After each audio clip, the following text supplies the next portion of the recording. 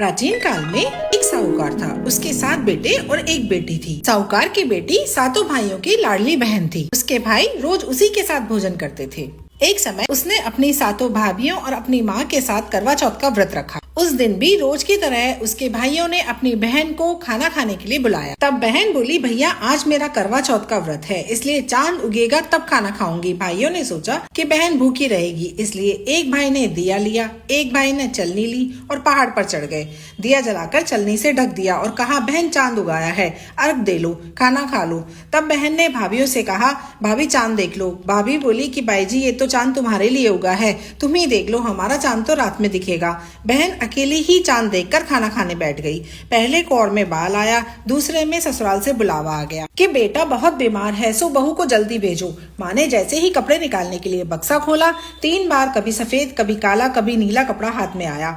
माँ ने सोने का सिक्का पल्ले से बांध दिया और कहा कि रास्ते में सबके पैर छूती जाना, जो तुझे अमर सुहाग की आशीष दे यह सोने का सिक्का उसे ही दे देना और पल्ले में गांठ बांध लेना। रास्ते में सब औरतें आशीष देती गई, पर किसी ने भी सुहाग की आशीष नहीं दी। ससुराल के दरवाजे पर जेठ की लड़की झूला झूल रही थी। वह उसके पैर छूने लगी तो वो बोली, सीधी हो सपूती हो 7 पूत की माँ हो। यह वाक्य सुनते ही उसने जल्दी से सोने का सिक्का उसे निकाल कर दे दिया और पल्ले से गांठ बांध ली।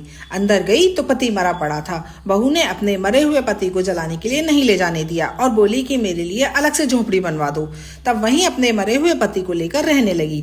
रोज सास बची कुची ठंडी बासी रोटी बच्चों के साथ भेज देती। कुछ समय बाद माँ हमें तिल चौथा आई और कहने लगी, करवा ले तू करवा ले, घड़ी बुखारू करवा ले, 7 भाइयों की प्यारी बहन करवा ले, दिन में चांद देखनी करवा ले, व्रत भांडनी करवा ले। तब वह बोली कि हे चौथ माता, मेरा उजड़ा हुआ सुहाग तो आपको ही बनाना पड़ेगा। मुझे मेरी गलती का पश्चाताप है, मैं आपसे माफी मांगती हूँ। तब चौथ माता बोली, मेरे से बड़ी बैसाख की चौथ आएगी, वो तुझे सुहाग देगी। इसी तरह बैसाख की चौथ आई और उसने भी कहा कि भादवी की चौथ तुझे सुहाग देगी। कुछ महीने बाद भादुड़ी चौथ माता स्वर्ग से उतरी। तेरे ऊपर सबसे बड़ी कार्तिक की करवा चौथ माता नाराज हुई है। यदि तूने उनके पैर छोड़ दिए तो कोई तेरे पति को जिंदा नहीं कर सकता।